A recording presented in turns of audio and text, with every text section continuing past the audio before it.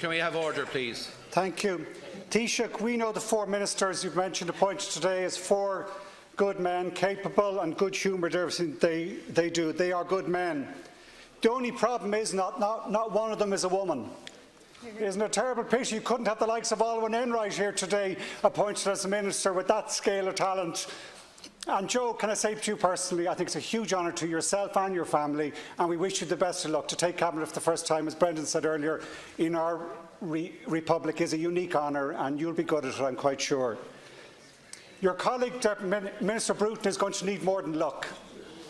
Our joint Oireachtas Commission on Climate Action, chaired by Hildegard Naughton at the back there, has revealed in real under-the-bonnet detail that our climate policy is in utter disarray. Now, Taoiseach, I fear you'll be looking at the polls today and think, yeah, last week IPC came out with a major report saying this is the biggest challenge of our time, we have to act fast. You cut the carbon tax, you get hammered first, and your poll ratings don't drop a dip. But I say to you, I think the Irish people do care about this issue, and they will come to understand the scale of incompetence that is happening at the moment in our climate policy and the need for change. That committee has to finish its work at the end of January.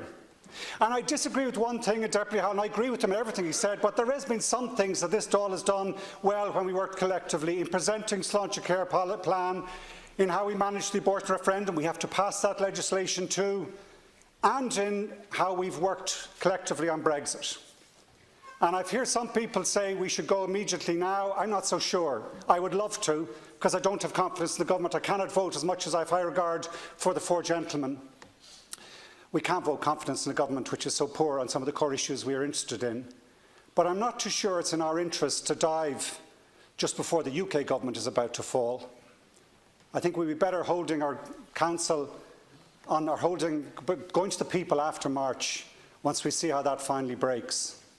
But it won't be much longer after that because, to be honest, I don't think it can hold. But I think everyone in this House has done actually some service to the state in keeping the thing going just through this incredibly difficult time and learning lessons from it. Learning lessons that actually politics does work when you work collaboratively, which is what those four gentlemen do. So I hope in the 6 months or so, whatever is left, and maybe less, that we will work well together. I wish you the best of luck in your work. I have every confidence in you. I have no confidence in the government.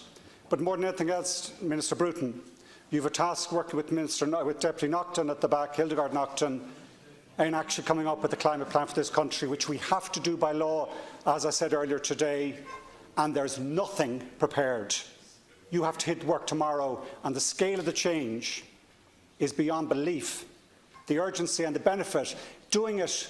This will be a republic of opportunity. Your government currently is a republic of missed opportunity, and that has to change.